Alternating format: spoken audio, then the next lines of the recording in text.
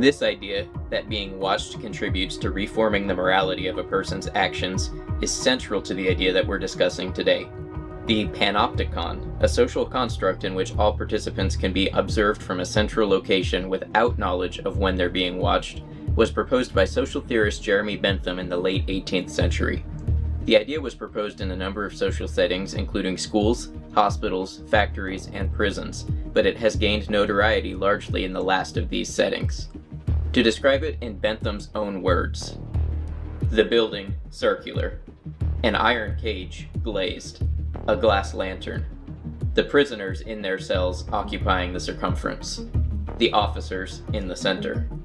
By blinds and other contrivances, the inspectors concealed from the observation of the prisoners. Hence the sentiment of a sort of invisible omnipresence. The whole circuit reviewable with little, or if necessary, without any change of place.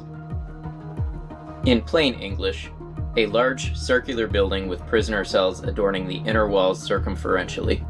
In the center, a large glass observatory where officers sit and can be totally unseen by the prisoners.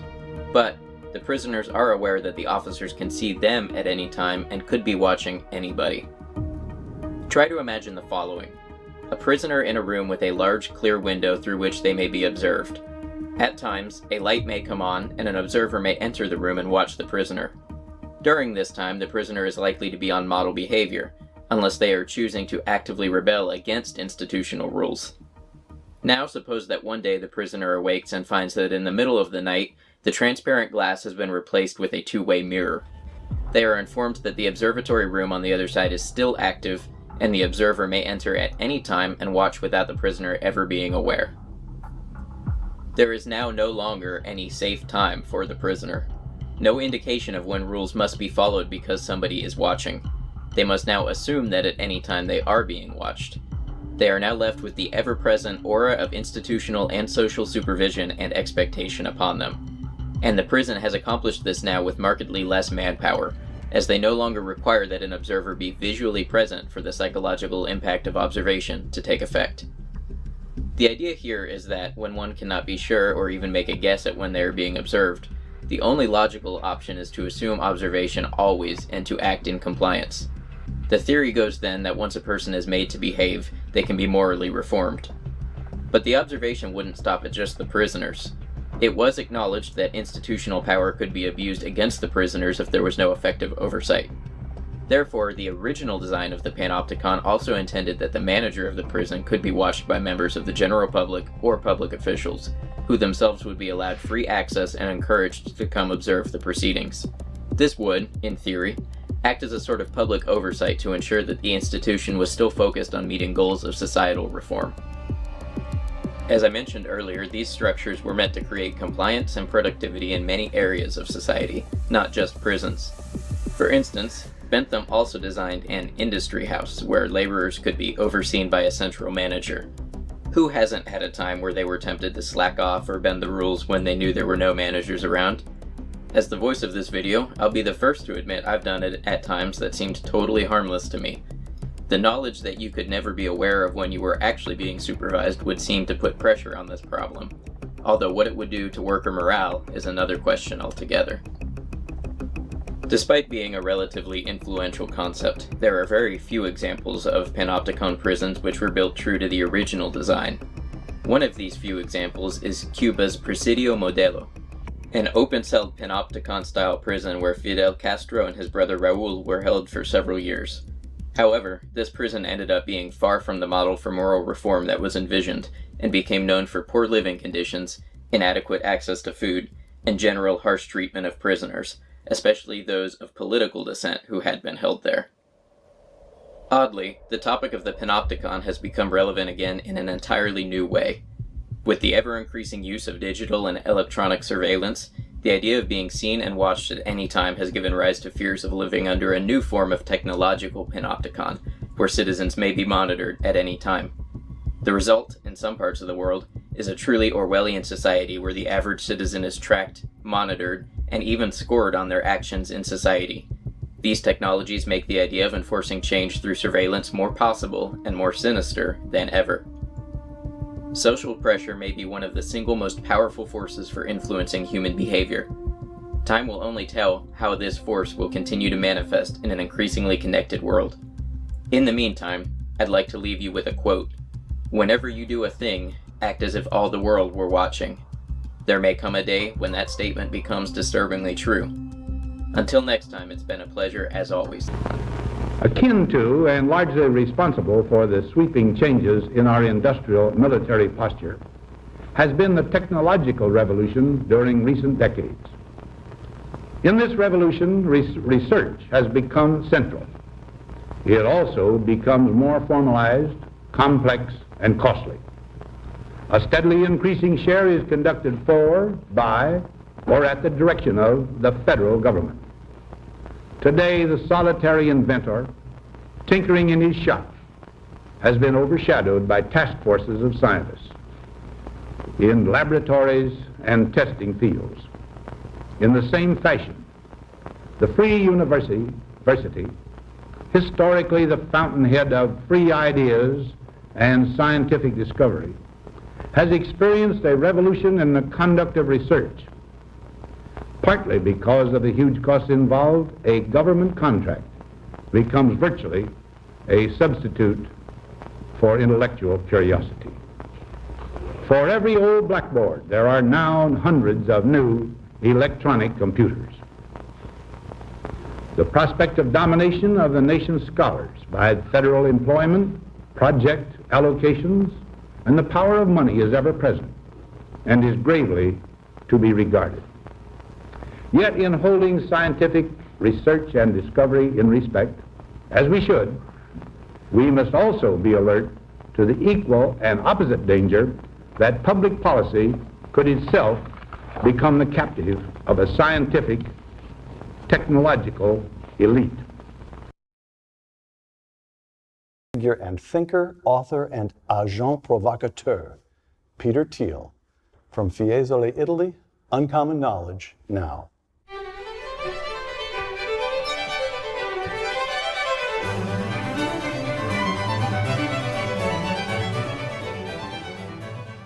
Welcome to Uncommon Knowledge. I'm Peter Robinson.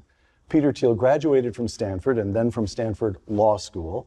A few months after joining one of the most prestigious law firms in New York, he decided not to practice law, returned to California, and soon co-founded a tech startup. After selling that startup, PayPal, he became an investor, making the first outside investment in Facebook. Since then, he has invested in companies such as LinkedIn, Palantir, and SpaceX. Peter Thiel has also become a public intellectual. Peter, welcome. Peter, thanks for having me. Things slow down. In the last quarter century, economic growth in the United States has slowed. Real wages have remained, for the most part, stagnant. Moore's law, that computing power per dollar would effectively double every 18 months, hasn't applied for years. Instead, we've got a kind of parody of Moore's law, Eroom's law, which is Moore spelled backwards, that the price of a new biotech drug doubles every 7 years. And in field after field, even theoretical progress seems to have slowed. Physics in the last 50 years, nothing like the enormous creativity of the first half of the 20th century. From Einstein's general relativity in 1916 to putting a man on the moon in 1969, just over half a century. The last time we put a man on the moon, half a century ago. Peter Thiel, we were promised flying cars, and all we got was 140 characters. What has happened? Well, I think you just gave a very good summary of what happened. That somehow we had this sort of multifaceted, multidimensional progress in the first half of the 20th century, where if you define technology in the late 1960s, it would have meant rockets and aerospace and the green revolution in agriculture and computers and new medicines and all sorts of things. Whereas today, maybe the last quarter century, the world technology is synonymous with information technology, which is that we've had some continued progress in this world of bits, internet, computers, mobile internet. Maybe even that's slowed over the last decade, or has at least become much less charismatic. What would the United States look like if we lost our remaining civil liberties. An article from BuzzFeed News by reporter Megha Rajagopalan really gives us a glimpse into that by talking about what life is like in China, in the majority Uyghur portion of that country, where they are using modern technology to basically strip people of their rights in ways that we would find unprecedented in this country. Now, this is a part of the world where you come under police suspicion if you name your child Mohammed, for example, or if you grow a beard. So simple acts like driving to the neighboring town can get you spied upon, and they have very sophisticated monitoring cameras that follow not only cars but also people's movements through public transportation and walking in the streets. There is belief that they are using technology to monitor people's physical motions and determine whether they are suspicious or not. Calls, whether through the internet or otherwise, are being monitored. If the reporter talked to a number of, she says, more than 24 Uyghurs, including recent exiles and those still in the area, which is Xinjiang, about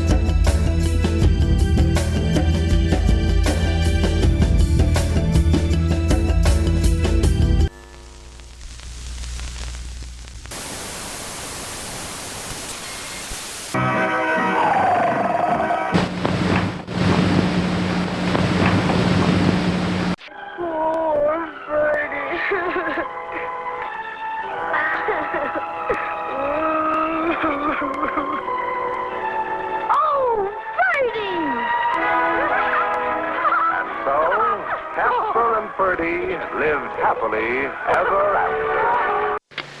Poetry is the great hope of man. Let me read you a couple of poems here.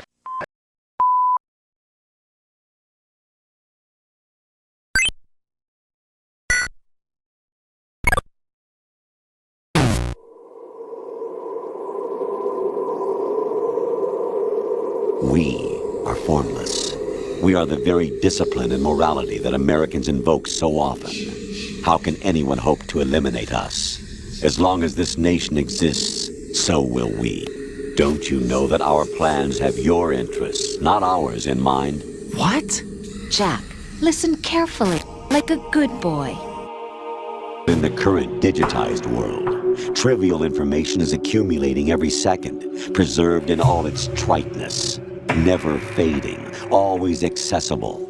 Rumors about petty issues, misinterpretations, slander. All this junk data, preserved in an unfiltered state, growing at an alarming rate.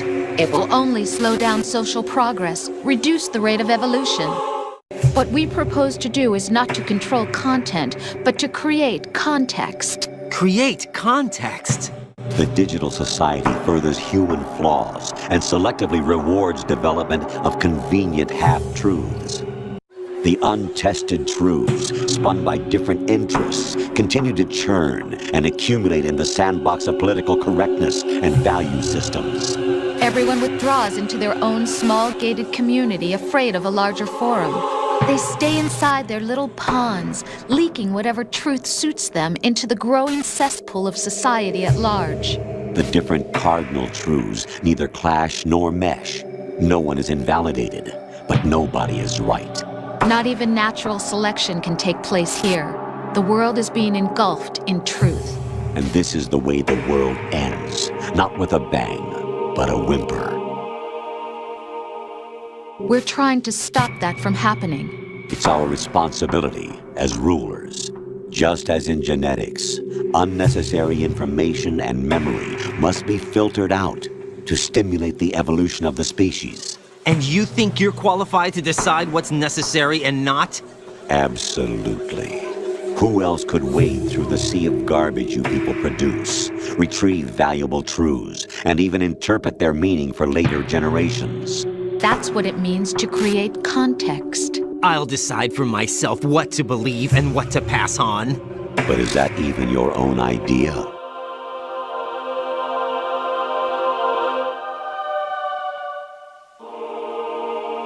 Oh, what happened? Do you feel lost? Why not try a bit of soul searching? Don't think you'll find anything, though. That's the proof of your incompetence right there. You lack the qualifications to exercise free will. Should someone like that be able to decide what is truth? Should someone like you even have the right to decide? You've done nothing but abuse your freedom. You don't deserve to be free. We're not the ones smothering the world. You are. The age of digitized communication has given even more power to the individual. Too much power for an immature species. Now we think for you. We are your guardians, after all. You want to control human thought? Human behavior? Of course. Anything can be quantified nowadays. You fell in love with me just as you were meant to, after all. Isn't that right, Jack? So you see, you're a perfect representative of the masses we need to protect. Your persona, experiences, triumphs, and defeats are nothing but byproducts. The real objective was ensuring that we could generate and manipulate them. It's taken a lot of time and money, but it was well worth it considering the results.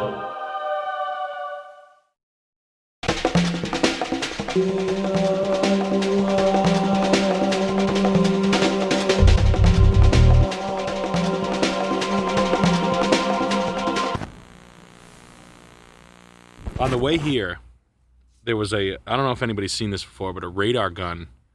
I was going down a street in a back road. You know when they have the trailers with the radar gun on them, the police? And I was going like 7 or 9 over, whatever. What would you do if you were that kid's father?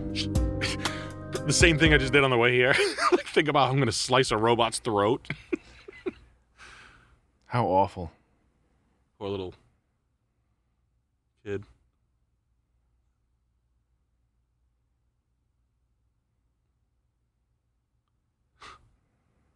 What a stupid, stupid fucking machine.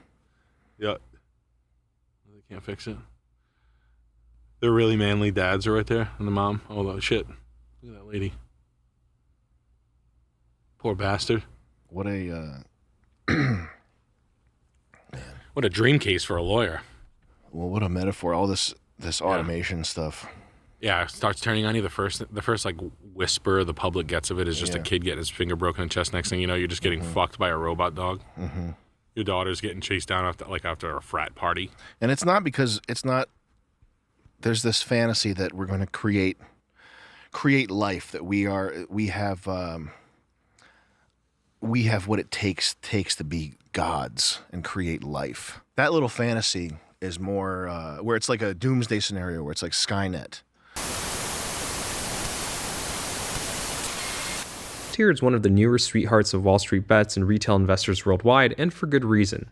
It's a cheap stock and a polarizing, highly secretive business whose majority of market share comes from selling software to the government's, defense, and intelligence sectors. Palantir was founded by the contrarian Peter Thiel and features a mysterious, borderline cultish CEO in Alex Karp, whose habits and work routines and willingness to speak up about the status quo makes him a radical compared to others in Silicon Valley. But beyond the memes, let's take a look at how Palantir operates as a business. Along the way, we can learn about just about how much money there is to be made selling to agencies like the CIA and how much profit there can be as a company that sells software to the greater military industrial complex. So Palantir sells two software products. The first product is called Gotham, which is a tool built for analysts at defense and intelligence agencies. Gotham helps analysts find patterns in large data sets. One of the early inspirations for Gotham was that in the initial invasion of Afghanistan and Iraq in the early 2000s, US soldiers had to map the intelligence they got out of insurgents and roadside bombers by hand on pen and paper. Gotham is designed to address that need by allowing analysts to put all their data together from confidential informants to intelligence reports and then find the patterns and visualize these large data sets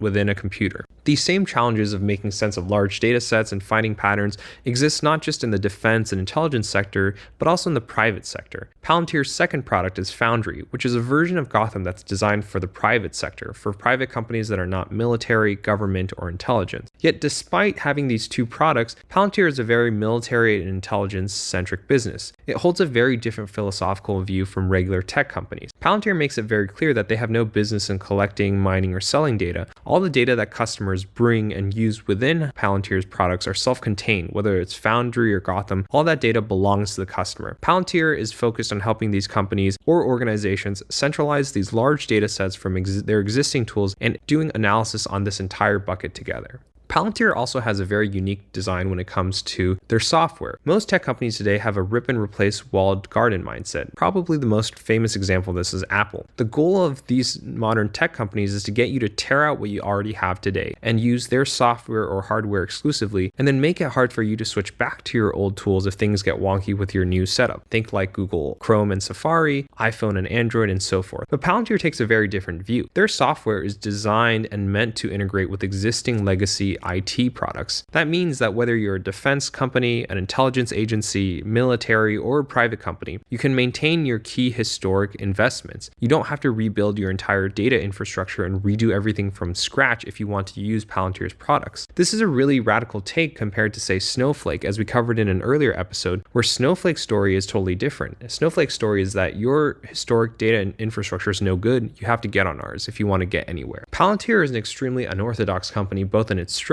and business from the numbers. Given its extreme focus on defense and intelligence, Palantir has a very small market to target as an enterprise software company, but they also have a larger upside on paper. Palantir only has 125 to 200 customers to date, but each customer on average spends about $5.6 million, which is massive. We can get a sense from just these numbers how lucrative and rich the American military industrial complex is. Since Palantir by nature is a politically charged business and its products are so sensitive, the company by design and intent only sells to the US and its allies. Regardless of your own personal views and political perspectives, there are really only a handful of intelligence and defense agencies in the West that fit under this view. In the US alone, there are only 16 intelligence agencies, with the most well-known and well-funded ones today being the CIA, FBI, and the NSA. And it's not like these Western countries or even the US, we come up with new intelligence agencies all the time. It's been these 16 agencies for a very long period of time. If we compare Palantir to the mainstream enterprise software companies, even the same ones that IPO'd in the same year as Palantir, you can see that the private sector is a totally different animal. For instance, Snowflake has over 3,000 customers with an average spend of $160,000. Datadog, which is another analysis and monitoring company, has 8,000 customers, but their average spend is only about $37,000. So Palantir's average customer, who spends $5.6 million as an intelligence agency, is spending 35 times more than your average private company. And so as Americans, even though we don't get the same exact visibility into the funding for America's intelligence agencies, the average $5.6 million spent on Palantir software should give you a sense for just how much of Americans' taxpayers' money is possibly allocated to the overall military industrial complex. Now, Palantir's customer base is split 50-50 across both the public and the private sectors, but all reports so far indicate that public sector customers outspend the private sector customers. To me, where the numbers get really interesting is when we remove the political aspects and evaluate Palantir as a bare bones business. Palantir boasts an impressive top-line performance, going from $500 million in 2018 to now over $1 billion in gross revenue in just 2 years. And like most tech IPOs of the 2020s so far, Palantir is not a profitable company, but we've seen time and time again, tech companies are happy to incur present-day losses to compound future profits. But something about the way that Palantir is allocating its costs today make the idea of profitability seem very far for this company. Palantir is making this calculated bet that the future of their business is not about expanding their software to the private sector, even if they claim that that's one of their strategic focuses. To me, the future of Palantir is about expanding and fully monopolizing the software of Western intelligence and defense communities. The American military-industrial complex is so lucrative and selective that these agencies will always side with Palantir and have more than enough budget to keep Palantir fat and happy for generations to come. It's worth noting here that Palantir also has the insider advantage in defense and government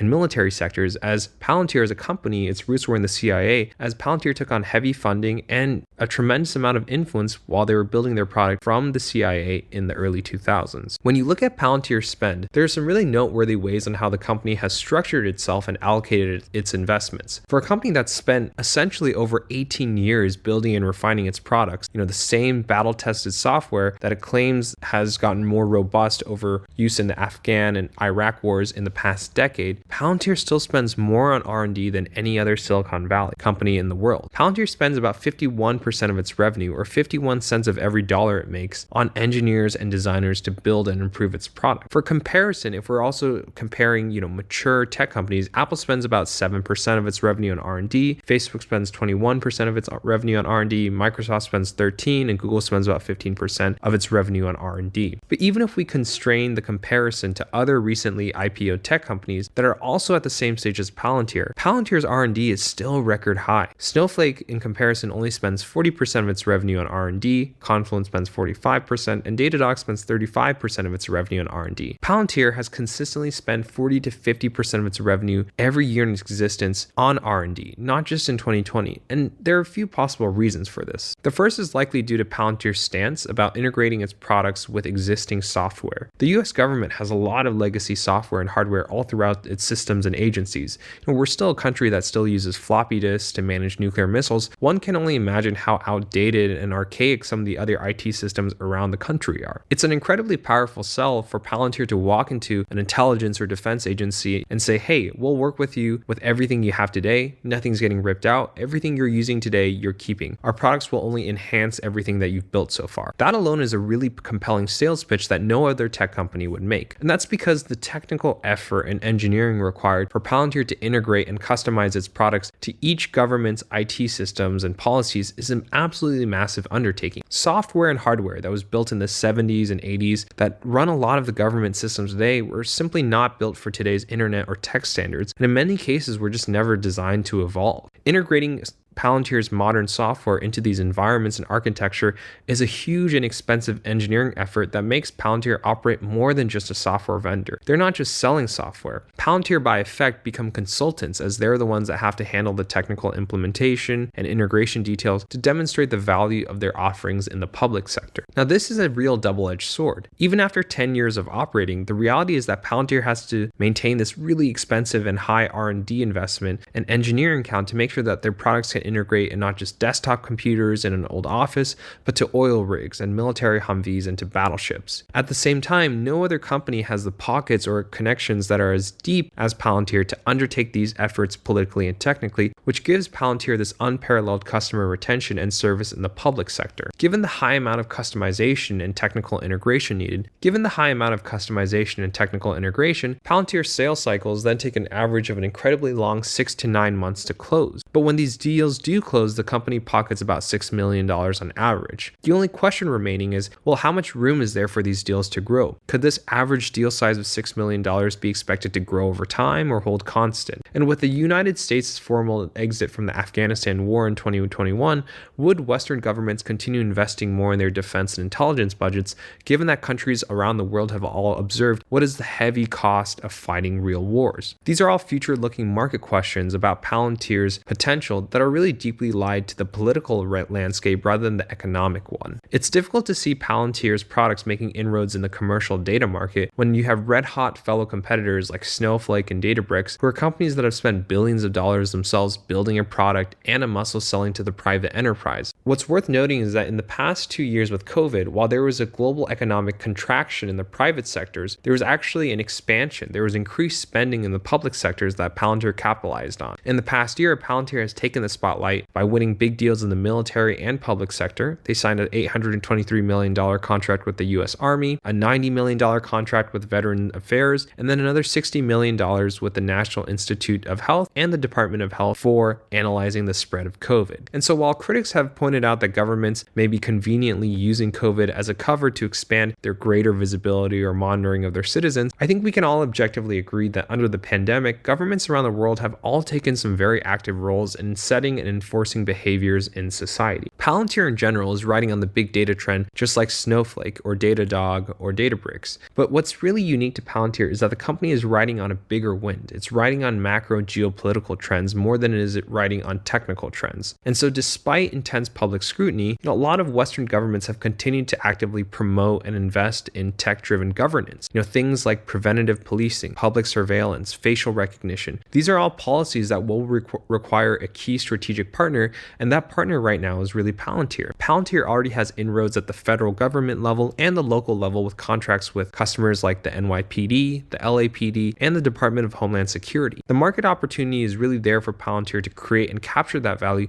should these politics ever come and manifest into reality. Palantir overall is an unconventional company and even more unorthodox investment if you think about it from the perspective of a shareholder. But when you're investing in Palantir, you're not betting on a tech company, but you're rather betting on the continued permeance of the American military-industrial complex and a greater and more active hands-on role in governments throughout the West. The Joe Rogan Experience. And this is a lesson we never learned in history that we really should have. But in World War